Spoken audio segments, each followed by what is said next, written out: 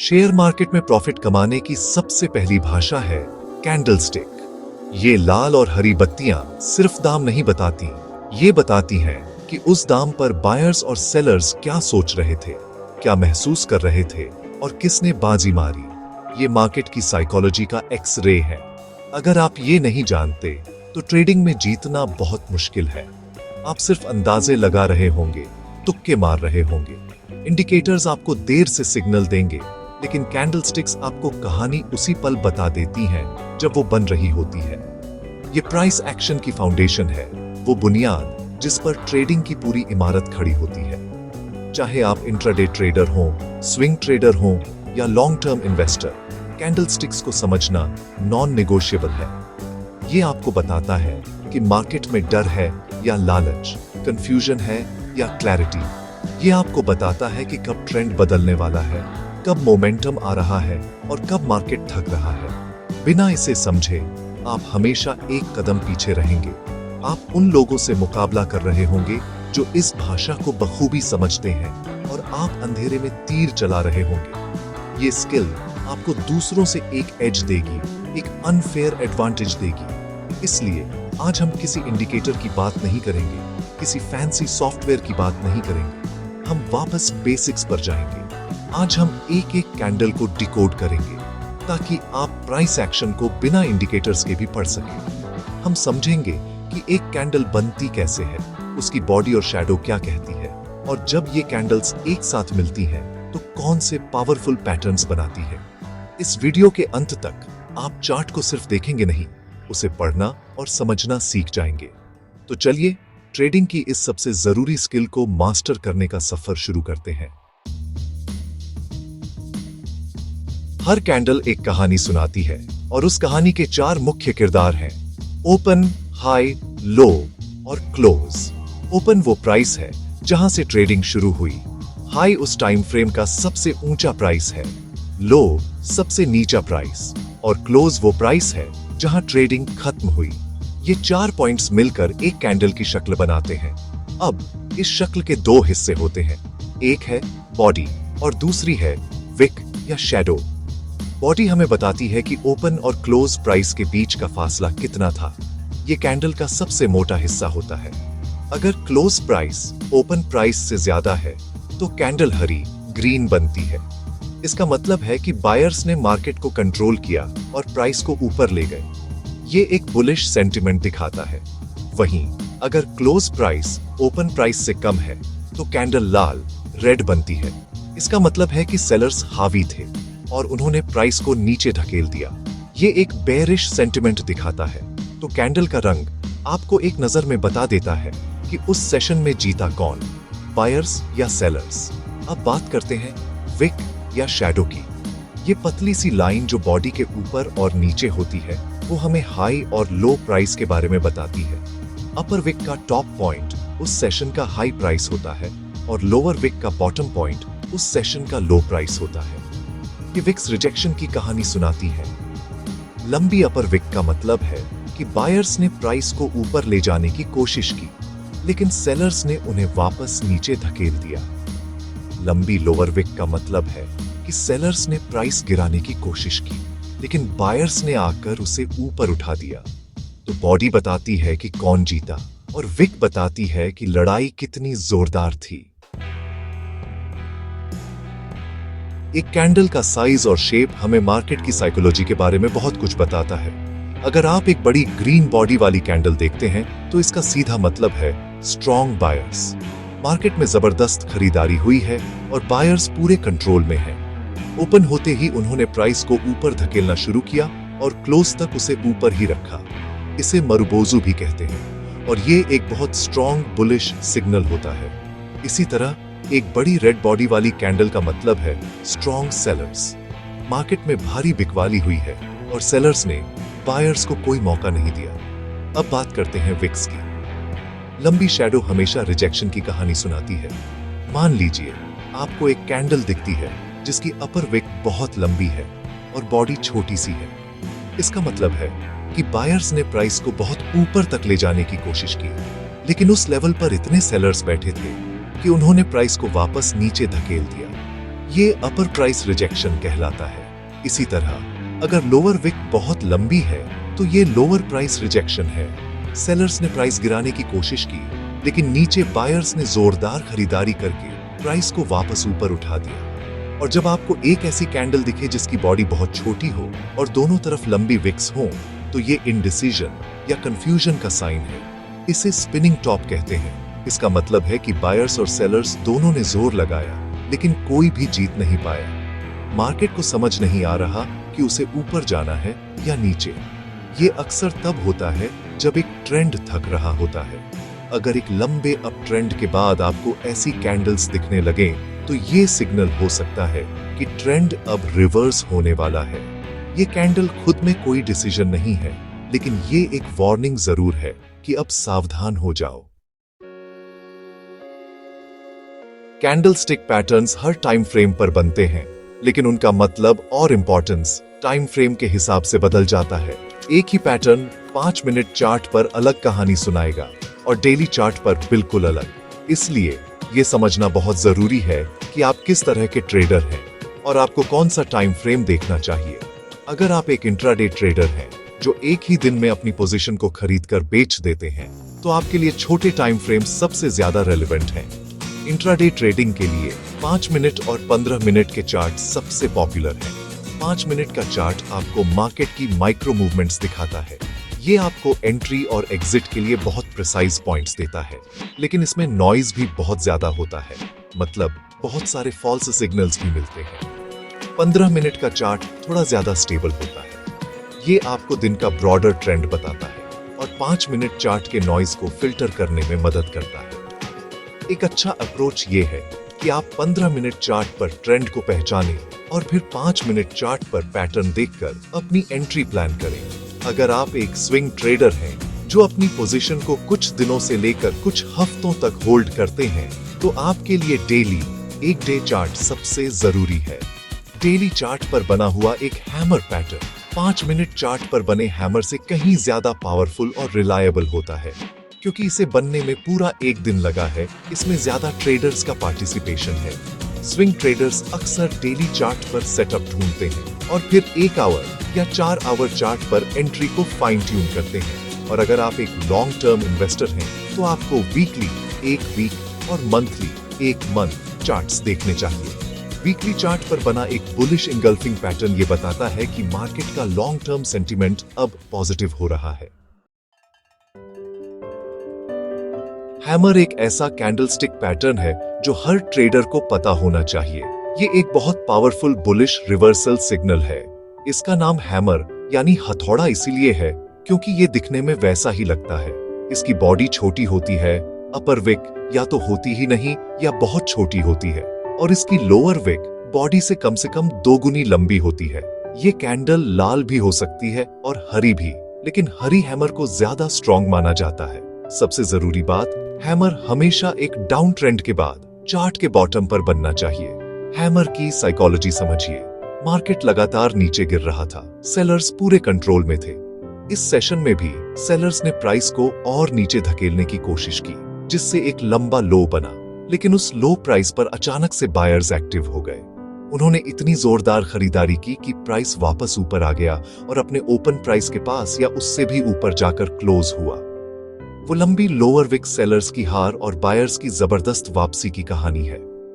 ये दिखाता है कि मार्केट ने निचला स्तर रिजेक्ट कर दिया है और अब यहां से ऊपर जाने के लिए तैयार है। लेकिन सिर्फ हैमर देखकर ट्रेड लेना जल्दबाजी होगी। कॉन्फर्मेशन बहुत जरूरी है। एक परफेक्ट हैमर के बाद अगली कैंडल का हैमर के हाई के ऊपर क्लोज होना जरूरी है। ये कंफर्म करता है कि बायर्स ने जो मोमेंटम शुरू किया था वो अब भी जारी है। साथ ही वॉल्यूम को देखना भी बहुत जरूरी है। अगर हैमर वाली कैंडल पर वॉल्यूम एवरेज से ज्यादा है, तो ये सिग्नल और भी ज्यादा पावरफुल हो जाता है। इसका मतलब है कि उस रिवर्सल में बहुत सारे लोगों ने पार्टिसिपेट किया है। Hammer eight support level plus high volume plus bullish confirmation candle, ए high probability trade setup. Inverted hammer भी हैमर की तरह ही एक बुलिश रिवर्सल पैटर्न है जो एक डाउन ट्रेंड के बाद चार्ट के बॉटम पर बनता है, लेकिन इसकी शक्ल उल्टे हथौड़े जैसी होती है। इसकी बॉडी नीचे की तरफ छोटी होती है, लोअर विक ना के बराबर होती है और अपर विक बॉडी से कम दोगुनी लंबी होती है। ये भी लाल या हरी हो सकती है। अब आप सोचेंगे कि लंबी अपर विक तो प्राइस रिजेक्शन दिखाती है, तो ये बुलिश कैसे हुआ? यहीं पर कॉन्टेक्स्ट और साइकोलॉजी को समझना जरूरी है। इन्वर्टेड हैमर की कहानी थोड़ी अलग है। मार्केट डाउन ट्रेंड में था। इस सेशन में बायर्स ने पहली बार हिम्मत दिखाई। उन्होंने प्राइस को जोर लगाकर ऊपर ले जाने की कोशिश की, जिससे एक लंबी अपर विक बनी। हालांकि ऊपर के लेवल्स पर सेलर्स अभी भी एक्टिव थे और उन्होंने प्राइस को वापस नीचे धकेल दिया, लेकिन वो प्राइस को नया लो बनाने में कामयाब नहीं हुए। प्राइस अपने ओपन के पास ही क्लोज हुआ।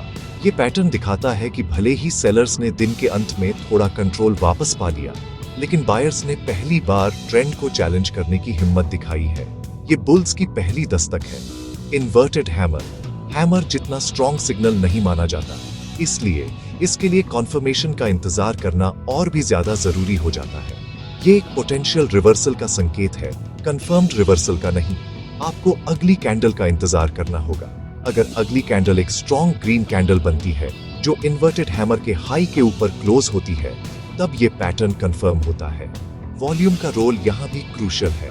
अगर इन्वर्टेड हैमर और उसकी कंफर्मेशन कैंडल दोनों पर अच्छा वॉल्यूम है, तो ये बताता है कि बायर्स अब सच में कंट्रोल लेने के लिए तैयार हैं। तो इन्वर्टेड हैमर को एक वार्निंग सिग्नल की तरह देखिए, जो कहता है तैयार हो जाओ, ट्रेंड बदल सकता है। शूटिंग स्टार इन्वर्टेड हैमर का बिल्कुल उल्टा है। ये एक बहुत रिलायबल बीरिश रिवर्सल पैटर्न है जो एक अप ट्रेंड के बाद चार्ट के टॉप पर बनता है। इसकी शक्ल एक टूटते हुए तारे जैसी होती है, इसीलिए इसका नाम शूटिंग स्टार है। इसकी बॉडी छोटी और नीचे की तरफ होती है, लोअर विक ना के बराबर होती है और अपर विक बॉडी से कम दोगुनी लंबी होती है। ये कैंडल हरी या लाल हो सकती है, लेकिन लाल शूटिंग स्टार को ज्यादा बेरिश माना जाता है। इसकी साइकोलॉजी को समझिए। मार्केट लगातार ऊपर जा रहा था, बायर्स पूरे कंट्रोल में थे। इस सेशन में भी बायर्स ने प्राइस को और ऊपर ले जाने की कोशिश की, जिससे एक लंबा हाई बना। लेकिन उस हाई प्राइस पर अचानक से सेलर्स की भारी फौज आ गई। उन्होंने इतनी जोरदार बिकवाली की कि प्राइस तेजी से नीचे आया और अपने ओपन प्राइस के पास या उससे भी नीचे जाकर क्लोज हुआ। वो लंबी अपर विक बायर्स की हार और सेलर्स की धमाकेदार एंट्री की कहानी है। ये दिखाता है कि मार्केट ने ऊपरी स्तर रिजेक्ट कर दिया है और अब यहां से नीचे गिरने के लिए तैयार है। शूटिंग स्टार एक स्ट्रॉन्ग पैटर्न है, लेकिन कॉन्फर्मेशन हमेशा एक अच्छी आदत है। एक परफेक्ट शूटिंग स्टार के बाद अगली कैंडल का शूटिंग स्टार के लो के नीचे क्लोज होना जरूरी है। ये कंफर्म करता है कि सेलर्स ने जो प्रेशर बनाना शुरू किया था वो अब भी जारी है। और हाँ, वॉल्यूम यहाँ भी आपका दोस्त है। अगर शूटिंग स्टार वाली कैंडल पर वॉल्यूम एवरेज से ज्यादा है, तो ये सिग्नल और भी ज्यादा पावरफुल हो जाता है। इसका मतलब है कि उस टॉप पर बहुत सारे लोगों ने अपना प्रॉफिट बुक किया है या फ्रेश शॉर्ट पोजीशंस बनाई हैं। Shooting star at a resistance level plus high volume plus bearish conformation candle, a great setup to short the market or exit your long positions.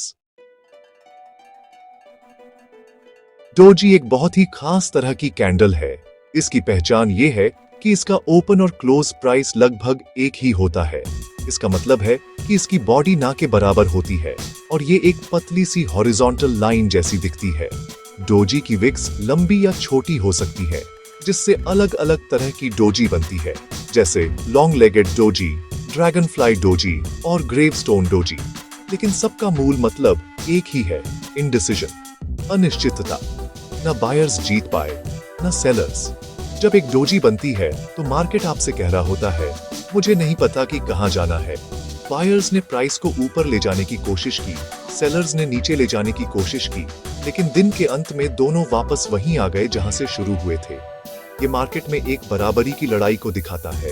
अब ये कंफ्यूजन अपने आप में कोई ट्रेडिंग सिग्नल नहीं है। एक साइडवेज मार्केट में डोजी का कोई खास मतलब नहीं होता, लेकिन इसकी असली ताकत तब दिखती है जब ये एक एस्टैब्लिश्ड ट्रेंड के बाद बनती है। अगर एक लंबे अप ट्रेंड के बाद टॉप पर एक डोजी बनती है, तो ये एक वार्निंग है।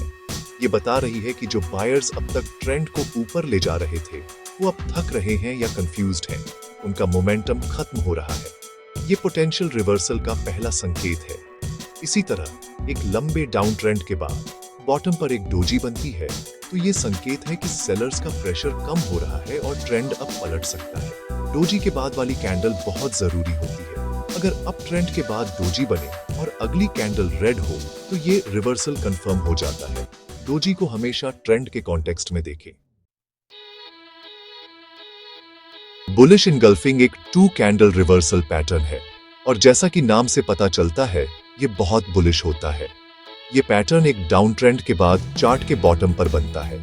इसमें पहली कैंडल एक छोटी रेड कैंडल होती है जो डाउन ट्रेंड के कंटिन्यूएशन को दिखाती है, लेकिन फिर आती है दूसरी कैंडल जो एक बड़ी ग्रीन कैंडल होती है। इस ग्रीन कैंडल की खासियत ये है कि इसकी बॉडी पहली रेड कैंडल की पूरी बॉडी को एनगल्फ कर लेती है, यानी निगल लेती है। इसका ओपन पहली कैंडल के क्लोज से नीचे होता है और इसका क्लोज पहली कैंडल के ओपन से ऊपर होता है। इसकी साइकोलॉजी बहुत पावरफुल है। मार्केट डाउन ट्रेंड में था और पहली रेड कैंडल ने दिखाया कि सेलर्स अभी भी कोशिश कर रहे हैं, लेकिन अगली कैंडल गैप डाउन के साथ ओपन हुई और फिर बायर्स ने इतनी जबरदस्त ताकत दिखाई कि उन्होंने न सिर्फ पिछले सेशन के लॉस को रिकवर किया बल्कि प्राइस को उसके भी ऊपर ले जाकर क्लोज कर दिया। ये एक झटके में सेंटिमेंट को बेरिश से बुलिश में बदल देता है। ये दिखाता है कि सेलर्स पूरी तरह से हार मान चुके हैं और बायर्स ने मार्केट पर कब्जा कर लिया है। बुलिश इनगल्फिंग पैटर्न की रिलायबिलिटी तब और बढ़ जाती है जब ये किसी की सपोर्ट लेवल पर बनता है। अगर इनगल्फिंग वाली ग्रीन कैंडल पर वॉल्यूम भी बहुत ज्यादा है तो ये सोने पे सुहागा जैसा है। ये कंफर्म करता है कि इस टेक ओवर में बड़े प्लेयर्स का हाथ है। कंफर्मेशन के लिए आप अगली कैंडल का इंतजार कर सकते हैं। अगर वो भी ग्रीन बनती है तो ये एक बहुत स्ट्रॉन्ग सिग्नल है कि नया अप ट्रेंड शुरू हो चुका है। बुलिश इनगल्फिंग एक बहुत ही विजुअल और इफेक्टिव पैटर्न है जिसे ट्रेडर्स बहुत पसंद करते हैं। बेरिश इनगल्फिंग बुलिश इनगल्फिंग का ठीक उल्टा है। ये एक स्ट्रॉन्ग बेरिश रिवर्सल पैटर्न है जो एक अप ट्रेंड के बाद चार्ट के टॉप पर बनता है। इसमें भी 2 कैंडल्स होती हैं। पहली कैंडल एक छोटी ग्रीन कैंडल होती है जो अप ट्रेंड के कंटिन्यूएशन को दिखाती है, लेकिन फिर आती है दूसरी कैंडल जो एक बड़ी रेड कैंडल होती है।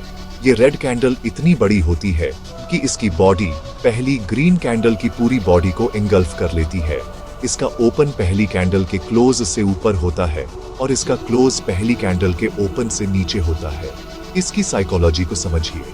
मार्केट अप ट्रेंड में था और पहली ग्रीन कैंडल ने दिखाया कि बायर्स अब भी मजबूत हैं।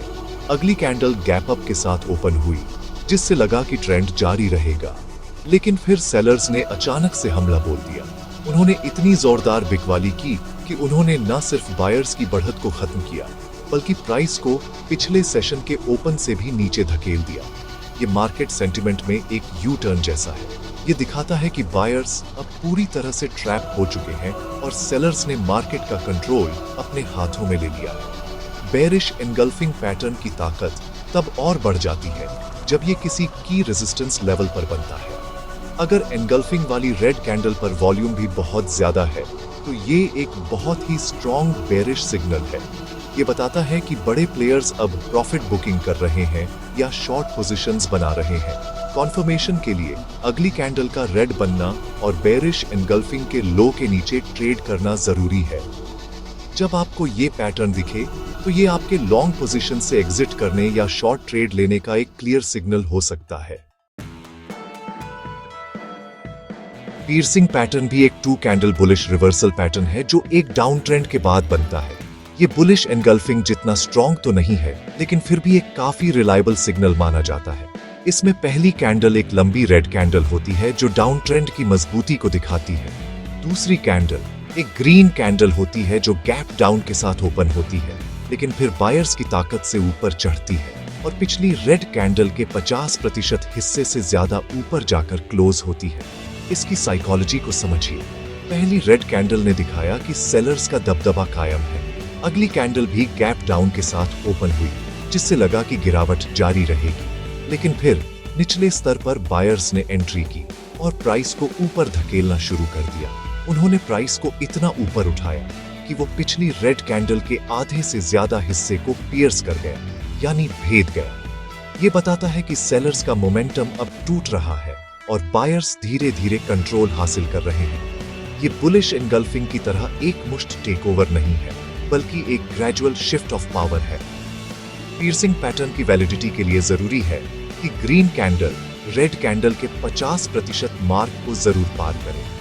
अगर वो 50% से कम रहती है तो पैटर्न वैलिड नहीं माना जाता। जितना ज्यादा ग्रीन कैंडल रेड कैंडल के अंदर जाएगी, उतना ही स्ट्रॉन्ग ये सिग्नल होगा हमेशा की तरह। अगर ये पैटर्न किसी सपोर्ट लेवल पर बने और ग्रीन कैंडल पर वॉल्यूम अच्छा हो तो इसकी रिलायबिलिटी बढ़ जाती है। कॉन्फर्मेशन के लिए अगली कैंडल का ग्रीन बनना एक अच्छा संकेत है। ये पैटर्न आपको बताता है कि मार्केट में अब उम्मीद की एक किरण दिखाई दे रही है। Dark cloud cover piercing pattern का बेरिश काउंटरपार्ट है। ये एक 2 कैंडल बेरिश रिवर्सल पैटर्न है जो एक अप ट्रेंड के बाद चार्ट के टॉप पर बनता है। इसमें पहली कैंडल एक लंबी ग्रीन कैंडल होती है जो अप ट्रेंड की मजबूती को दिखाती है। दूसरी कैंडल एक रेड कैंडल होती है जो गैप अप के साथ ओपन होती है, लेकिन फिर सेलर्स के प्रेशर में नीचे आती है और पिछली ग्रीन कैंडल के 50% हिस्से से ज्यादा नीचे जाकर क्लोज होती है। इसका नाम डार्क क्लाउड कवर इसीलिए है क्योंकि ये एक काले बादल की तरह अप ट्रेंड पर छा जाता है। इसकी साइकोलॉजी को समझिए। पहली ग्रीन कैंडल ने दिखाया कि बायर्स कंट्रोल में हैं। अगली कैंडल भी गैप अप के साथ ओपन हुई, जिससे लगा कि तेजी जारी रहेगी, लेकिन फिर ऊपरी स्तर पर सेलर्स ने बिकवाली शुरू कर दी। उन्होंने प्राइस को इतना नीचे धकेला कि वो पिछली ग्रीन कैंडल के आधे से ज्यादा हिस्से को कवर कर गया। ये बताता है कि बायर्स का जोश अब ठंडा पड़ रहा है और सेलर्स हावी हो रहे हैं। ये बेरिश एनगल्फिंग की तरह एक कंप्लीट नॉकआउट नहीं है, लेकिन ये एक क्लियर वार्निंग है कि पार्टी अब खत्म हो सकती है। डार्क क्लाउड कवर पैटर्न के वैलिड होने के लिए रेड कैंडल का ग्रीन कैंडल के 50% मार्क को पार करना जरूरी है। अगर वो 50% से कम रहती है तो पैटर्न वीक माना जाता है। जितना ज्यादा रेड कैंडल ग्रीन कैंडल के अंदर जाएगी, उतना ही स्ट्रॉन्ग ये बेरिश सिग्नल होगा। अगर ये पैटर्न किसी रेजिस्टेंस लेवल पर बने और रेड कैंडल पर वॉल्यूम ज्यादा हो तो ये बहुत ही रिलायबल सेटअप बन जाता है। कॉन्फर्मेशन के लिए अगली कैंडल का रेड बनना और डार्क क्लाउड कवर के लो के नीचे जाना एक क्लियर सिग्नल है कि अब ट्रेंड बदलने वाला है। मॉर्निंग स्टार एक 3 कैंडल बुलिश रिवर्सल पैटर्न है। ये थोड़ा कॉम्प्लेक्स है, लेकिन ये सबसे रिलायबल रिवर्सल पैटर्न्स में से एक माना जाता है। ये एक डाउन ट्रेंड के अंत में बनता है और एक नए अप ट्रेंड की सुबह का संकेत देता है, इसीलिए इसका नाम मॉर्निंग स्टार है। इस पैटर्न में 3 कैंडल्स होती हैं। पहली एक लंबी रेड कैंडल होती है जो डाउन ट्रेंड को दर्शाती है। दूसरी कैंडल एक छोटी बॉडी वाली कैंडल होती है। ये डोजी, स्पिनिंग टॉप या कोई भी छोटी हरी या लाल कैंडल हो सकती है जो पहली कैंडल से गैप डाउन करके बनती है। ये कंफ्यूजन या इंडिसीजन का फेज है। दूसरी कैंडल, जिसे स्टार कहते हैं, इस पैटर्न का दिल है। ये दिखाती है कि सेलर्स का जो प्रेशर था वो अब खत्म हो गया है, लेकिन बायर्स ने अभी तक पूरी तरह से कंट्रोल नहीं लिया है। मार्केट एक ठहराव की स्थिति में है। इसके बाद आती है तीसरी और सबसे जरूरी कैंडल। ये एक लंबी ग्रीन कैंडल होती है जो गैप अप के साथ ओपन होती है और पहली रेड कैंडल के बॉडी के अंदर अच्छी तरह से क्लोज होती है, आदर्श रूप से 50% से ऊपर। ये ग्रीन कैंडल कंफर्म करती है कि कंफ्यूजन का फेज खत्म हो गया है और अब बायर्स ने पूरी ताकत से कंट्रोल ले लिया है। मॉर्निंग स्टार की पूरी कहानी है निराशा यानी पहली रेड कैंडल, उम्मीद की एक किरण यानी दूसरी छोटी कैंडल और फिर पुष्टि यानी तीसरी ग्रीन कैंडल। ये एक ग्रेजुअल और हेल्थी रिवर्सल का संकेत है। इसकी रिलायबिलिटी बहुत ज्यादा होती है, खासकर जब ये किसी सपोर्ट लेवल पर बने और तीसरी ग्रीन कैंडल पर वॉल्यूम बहुत ज्यादा हो। ये पैटर्न दिखाता है कि मार्केट ने बॉटम बना लिया है और अब एक नए सफर पर निकलने के लिए तैयार है। ये स्विंग ट्रेडर्स के लिए एक बहुत ही पसंदीदा पैटर्न है। इवनिंग स्टार मॉर्निंग स्टार का बिल्कुल विपरीत है। ये एक 3 कैंडल बेरिश रिवर्सल पैटर्न है जो एक अप ट्रेंड के शिखर पर बनता है। ये संकेत देता है कि अप ट्रेंड का दिन अब ढल चुका है और गिरावट की शाम होने वाली है। इस पैटर्न में भी 3 कैंडल्स होती हैं। पहली एक लंबी ग्रीन कैंडल होती है जो अपट्रेंड की ताकत को दिखाती है।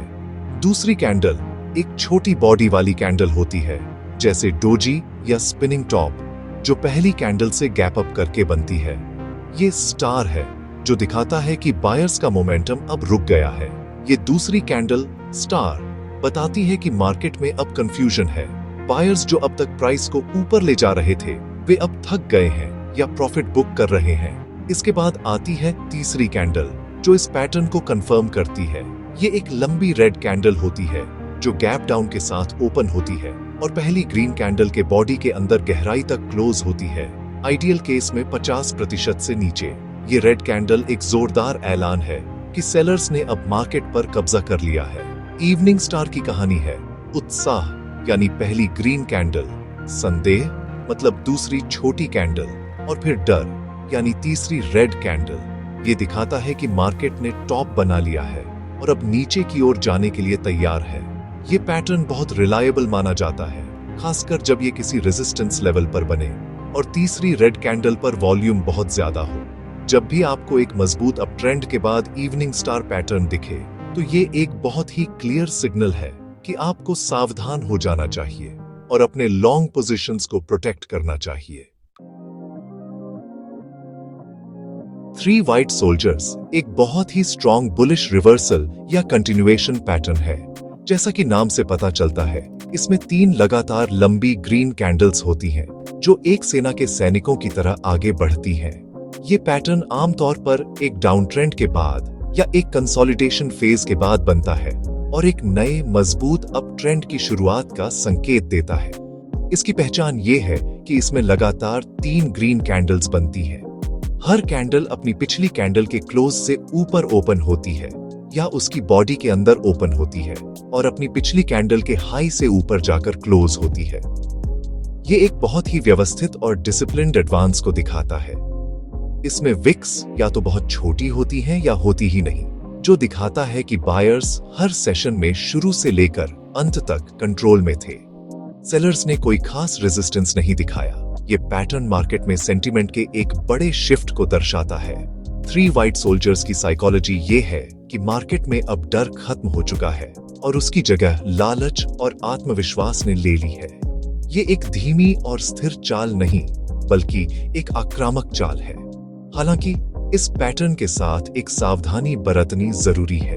अगर ये कैंडल्स बहुत ज्यादा लंबी हो जाती हैं, तो ये ओवरबॉट कंडीशन का संकेत भी हो सकता है, जिसके बाद एक छोटा सा पुल बैक आ सकता है। इसलिए इस पैटर्न के बाद एंट्री लेने से पहले थोड़ा इंतजार करना और एक छोटे से डाईपी पर खरीदना एक बेहतर स्ट्रैटेजी हो सकती है। 3 ब्लैक क्रोज 3 वाइट सोल्जर्स का ठीक उल्टा है। ये एक बहुत ही पावरफुल बेरिश रिवर्सल पैटर्न है। इसमें 3 लगातार लंबी रेड कैंडल्स होती हैं जो एक अप ट्रेंड के बाद बनती हैं और एक नए मजबूत डाउन ट्रेंड की शुरुआत का संकेत देती है। ये 3 कौओं की तरह लगते हैं जो एक अशुभ संकेत दे रहे हों। इसकी पहचान ये है कि इसमें लगातार 3 रेड कैंडल्स बनती हैं। हर कैंडल अपनी पिछली कैंडल के क्लोज से नीचे ओपन होती है या उसकी बॉडी के अंदर ओपन होती है और अपनी पिछली कैंडल के लो से नीचे जाकर क्लोज होती है। ये एक बहुत ही अग्रेसिव सेलिंग को दिखाता है। इसमें भी विक्स बहुत छोटी होती है, जो बताता है कि सेलर्स हर सेशन में पूरी तरह से हावी थे और बायर्स को कोई मौका नहीं मिला। ये पैटर्न दिखाता है कि मार्केट का सेंटिमेंट तेजी से पॉजिटिव से नेगेटिव हो गया है। 3 ब्लैक क्रोज की साइकोलॉजी ये है कि मार्केट में जो भी तेजी थी वो अब खत्म हो चुकी है और अब डर और पैनिक का माहौल है। ये पैटर्न एक क्लियर सिग्नल है कि टॉप बन चुका है और अब बड़ी गिरावट आ सकती है। ये पैटर्न बहुत रिलायबल होता है, खासकर जब ये एक लंबे अप ट्रेंड के बाद बने। जब आपको 3 ब्लैक क्रोज दिखे तो ये अपने लॉन्ग पोजीशंस को काटने और शॉर्ट साइड पर अपॉर्चुनिटीज ढूंढने का एक बहुत ही मजबूत संकेत है। ये पैटर्न ट्रेडर्स को बताता है कि अब भागने का समय है, रुकने का नहीं। चलिए अब कुछ और बोनस पैटर्न्स की बात करते हैं जो आपकी ट्रेडिंग को और भी शार्प बना सकते हैं। पहला है मरुबोजू, ये एक जापानी शब्द है जिसका मतलब है गंजा। ये एक ऐसी कैंडल होती है जिसकी कोई विक या शैडो नहीं होती। एक ग्रीन मरुबोजू का मतलब है कि ओपन बराबर है लो के और क्लोज बराबर है हाई के। ये एक्सट्रीम बुलिशनेस दिखाता है। एक रेड मरुबोजू का मतलब है कि ओपन बराबर है हाई के और क्लोज बराबर है लो के। ये एक्सट्रीम बेरिशनेस दिखाता है। ये पैटर्न सेंटिमेंट की एक्सट्रीम इंटेंसिटी को बताता है। दूसरा है स्पिनिंग टॉप। इसकी बॉडी छोटी होती है और अपर और लोअर विक्स लंबी और बराबर होती हैं। ये मार्केट में इंडिसिजन को दिखाता है। ये अक्सर ट्रेंड के रिवर्सल या साइडवेज मार्केट का संकेत होता है। तीसरा और बहुत महत्वपूर्ण पैटर्न है इनसाइड बार। ये एक 2 बार पैटर्न है जिसमें दूसरी कैंडल इनसाइड बार की पूरी रेंज हाई टू लो पहली कैंडल मदर बार की रेंज के अंदर होती है। ये प्राइस में कंट्रैक्शन या वॉलेटिलिटी के सिकुड़ने का संकेत है। ये बताता है कि मार्केट एक बड़े मूव के लिए तैयारी कर रहा है। ट्रेडर्स अक्सर इनसाइड बार के हाई या लो के ब्रेकआउट का इंतजार करते हैं। जिस भी तरफ ब्रेकआउट होता है उस तरफ एक तेज मूव आने की संभावना होती है। ये एक कॉइल्ड स्प्रिंग की तरह है जो खुलने के लिए तैयार है। इसका उल्टा है आउटसाइड बार, जिसे इनगल्फिंग बार भी कह सकते हैं। इसमें दूसरी कैंडल की रेंज पहली कैंडल की रेंज को पूरी तरह से ढक लेती है। इसका हाई पहली कैंडल के हाई से ऊपर और लो पहली कैंडल के लो से नीचे होता है। ये वॉलेटिलिटी के एक्सपेंशन को दिखाता है। एक बुलिश आउटसाइड बार हरी एक डाउन ट्रेंड के बाद रिवर्सल का संकेत दे सकती है, जबकि एक बेरिश आउटसाइड बार लाल एक अप ट्रेंड के बाद रिवर्सल का संकेत दे सकती है। ये पैटर्न्स आपको मार्केट की वॉलेटिलिटी को समझने में मदद करते हैं। तो दोस्तों, अब आप कैंडलस्टिक पैटर्न्स को डिकोड करना सीख गए हो। आपने हैमर से लेकर एंगल्फिंग तक, मॉर्निंग स्टार से लेकर 3 वाइट सोल्जर्स तक हर पैटर्न के पीछे की साइकोलॉजी को समझा है। अब आप चार्ट पर सिर्फ लाल और हरी बत्तियां नहीं बल्कि बायर्स और सेलर्स की लड़ाई, उनके डर और लालच की कहानी देख पाएंगे। ये ज्ञान आपको ट्रेडिंग की दुनिया में एक बहुत बड़ी बढ़त देगा। आपने वो भाषा सीख ली है जिसमें मार्केट बात करता है। लेकिन एक बात हमेशा याद रखना, सिर्फ वीडियो देखने से या किताब पढ़ने से आप ट्रेडर नहीं बन जाएंगे। असली सीख तब होगी जब आप खुद चार्ट्स पर इन्हें बार बार देखेंगे। नॉलेज को स्किल में बदलने के लिए प्रैक्टिस लगती है, मेहनत लगती है। तो मेरा आपसे अनुरोध है, आज से ही प्रैक्टिस शुरू करें। हर दिन सिर्फ एक पैटर्न ढूंढने का लक्ष्य बनाएं। अपने फेवरेट स्टॉक का चार्ट खोलें और देखें कि क्या आपको कोई हैमर या इंगल्फिंग पैटर्न दिखता है। जब आपको कोई पैटर्न मिले तो सिर्फ पैटर्न को मत देखो, उसके कॉन्टेक्स्ट को समझो। क्या वो सपोर्ट पर बना है? क्या उस वक्त वॉल्यूम ज्यादा था? क्या वो ट्रेंड के साथ था या उसके खिलाफ? इन सवालों के जवाब ढूंढो। शुरुआत में पेपर ट्रेडिंग करो। जब आपको कोई सेटअप दिखे तो उसे एक नोटबुक में लिखो, अपनी एंट्री, स्टॉप लॉस और टारगेट के साथ, और फिर देखो कि मार्केट ने कैसा रिएक्ट किया। पैटर्न की ताकत तब बढ़ती है जब आप उसे वॉल्यूम, ट्रेंड लाइन और सपोर्ट रेजिस्टेंस के साथ जोड़ते हो। ये प्रैक्टिस ही आपको एक प्रॉफिटेबल ट्रेडर बनाएगी।